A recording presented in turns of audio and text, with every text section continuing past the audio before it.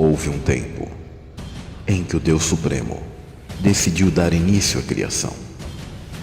Tempo em que os seres celestiais foram criados e contemplaram o Todo-Poderoso moldando o universo.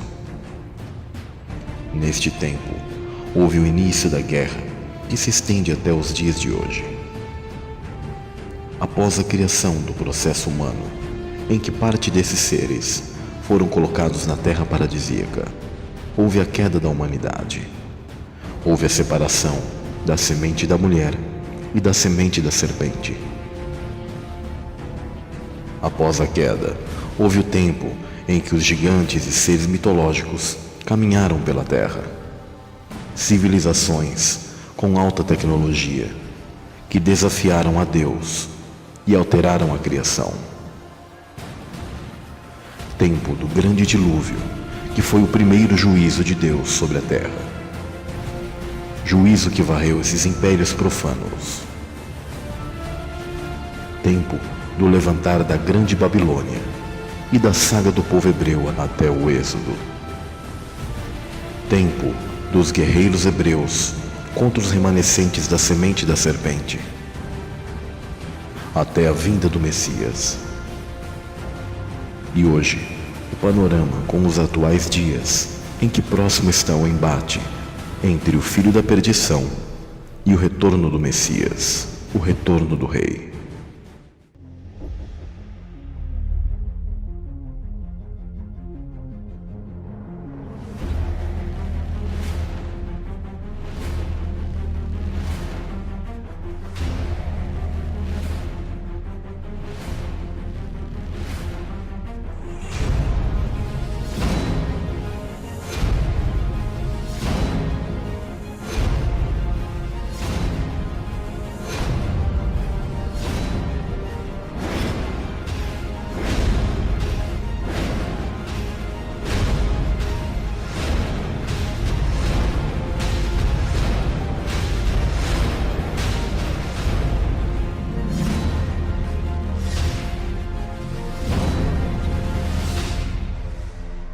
Este é o elo perdido.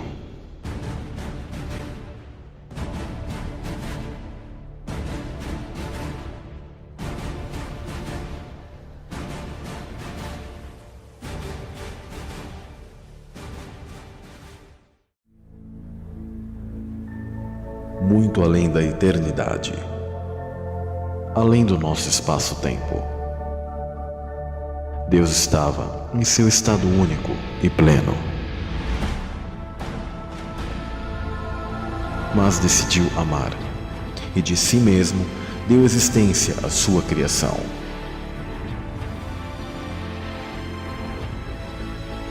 Deus quis ver a Deus e criou as dimensões superiores, chamada de céus, e terra, as dimensões inferiores mais densas, que são a base do universo. O universo é permeado das águas do oceano primordial, que são vivas à medida que a energia viva de Deus passeia pelas águas. Deus é espírito, o espírito é elétrico, causando ionização por onde passa. O plasma é o que dá vida ao universo elétrico. As escrituras antigas decodificam o que ocorreu nos céus através de suas histórias. Como é acima, é abaixo. Homens como Noé, José, Moisés e Davi representam a Cristo em diversos momentos, assim como faraós, o rei de Tiro, o rei de Saul, prefiguram a Satanás.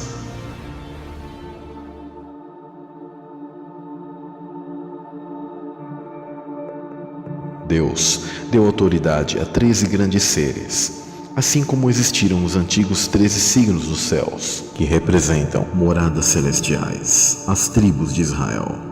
Desses seres angelicais, um em especial tinha destaque.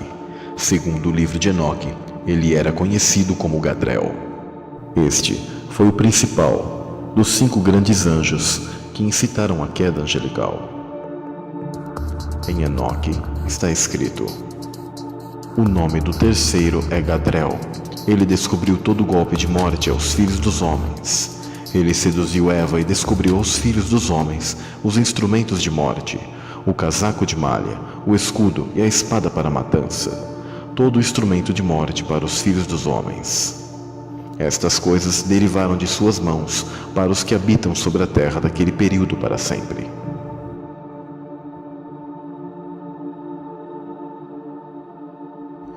Este era o braço direito do Altíssimo, o mais forte entre os príncipes, mais sábio até então, e o mais belo, onde as 9 pedras em sua posse representavam as 9 falanges de anjos das quais Pseudo Dionísio menciona.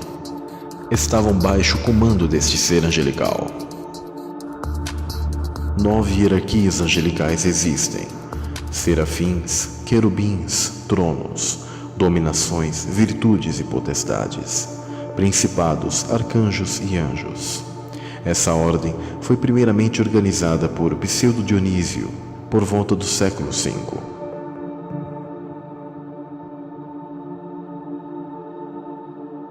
Como caíste desde o céu, ó Lúcifer, filho da alva, estrela da manhã. Como foste cortado por terra, tu que debilitavas as nações. E tu dizias no teu coração: eu subirei ao céu, acima das estrelas de Deus exaltarei o meu trono, e no monte da congregação me assentarei aos lados do norte. Subirei sobre as alturas das nuvens e serei semelhante ao Altíssimo. O governo de Deus era descentralizado, possuía energia livre a todos, a autoridade respectiva a todos os seres. Mas a criação, não satisfeita com o governo do Altíssimo, convencidos pelo seu orgulho, aclamaram um rei sobre si, exatamente como o povo de Israel fez na história bíblica. A princípio, Deus conhecia o coração de Saul, que foi aclamado rei. Da mesma maneira, Lúcifer, que era o aferidor da medida, e controlou os louvores ao Altíssimo.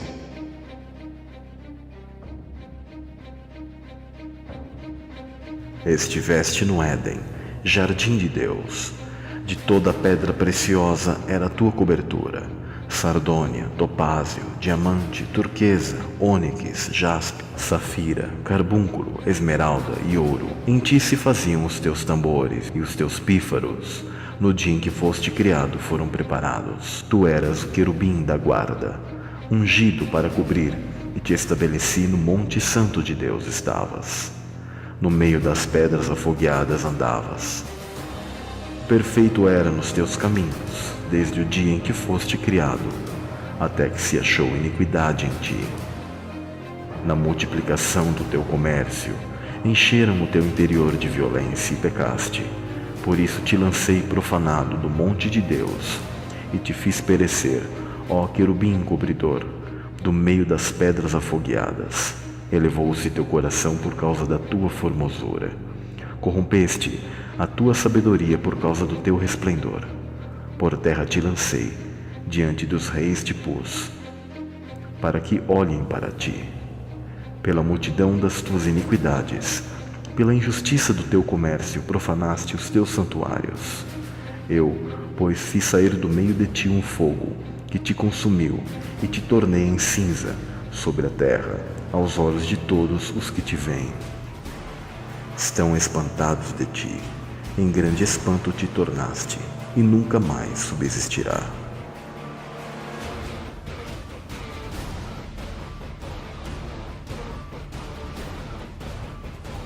Este quis ocupar a mesma posição de Deus, e houve conflito celestial.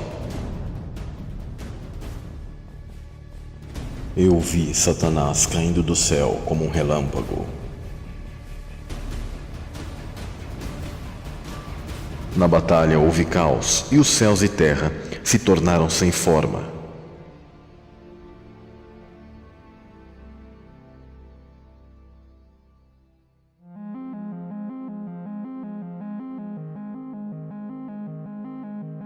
Três grupos de seres angelicais se estabeleceram. o grupo de anjos fiéis a Deus, que permaneceram do lado de Deus na batalha. O grupo de anjos rebeldes, que se aliaram a Satanás, o opositor, do qual não tem mais perdão e foram expulsos da morada celestial. E um grupo de anjos que tiveram dúvida de Deus, mas ainda têm a possibilidade de regeneração. A estes foi dado a prova ao adentrar no estado humano, sem a lembrança do mundo anterior, para provar o quão genuíno é o seu amor por Deus. E agora, viver pela fé. Esta é a humanidade.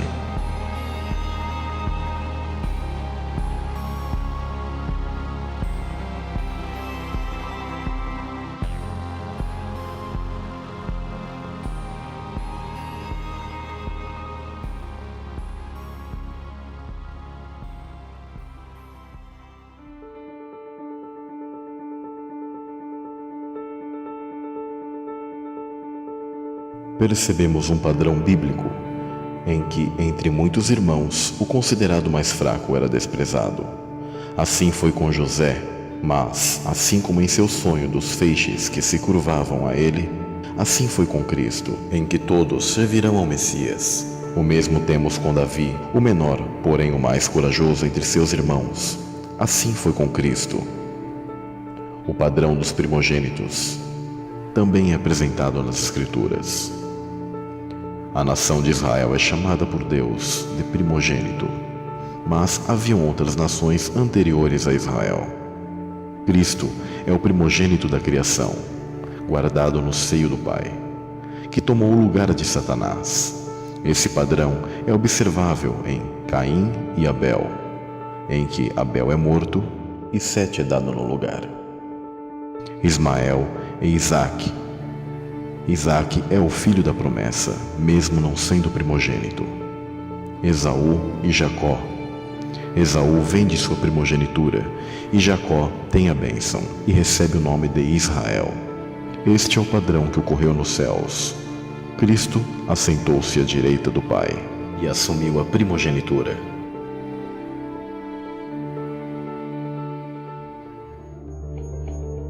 Após a queda de Satanás, o opositor, 12 são os que regem os céus. 12 signos, pois Serpentário foi retirado. 12 tribos, a tribo de Dan é traidora, mas Manassés tomou seu lugar. 12 apóstolos, Judas, o traidor, perdeu seu lugar. 12 é a base. Então, o ser mais humilde de todos, chamado de unigênito do Pai, do qual o Pai possui amor específico a ele, pela sua humildade e amor que possui pelos seus irmãos. Este foi exaltado pelo Pai de forma especial. Este é o Messias que pediu ao Pai que fosse dado uma chance aos seres que entrariam no processo humano na recriação do paraíso. Todos aqueles que tiveram dúvida pecaram. Estes são os que foram destituídos da glória de Deus.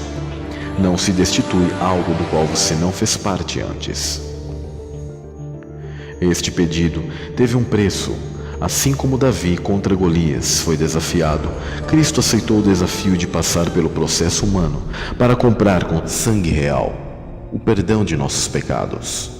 Do contrário, com nossas forças não seria possível. Por isso, Cristo é o princípio da criação.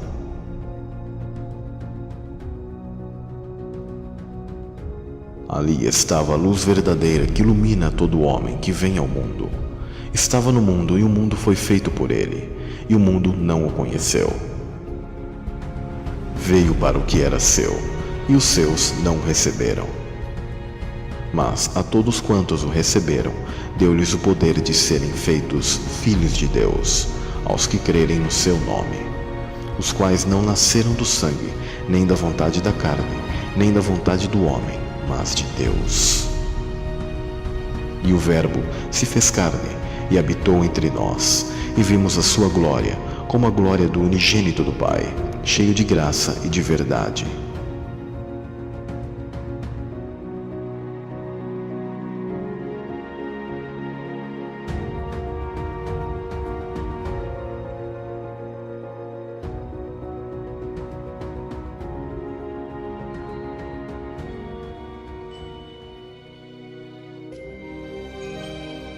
Mas para onde foram lançados Satanás e seus anjos? E o que ocorreu com os seres espirituais colocados no paraíso, dos quais nós fazemos parte, nós, a humanidade?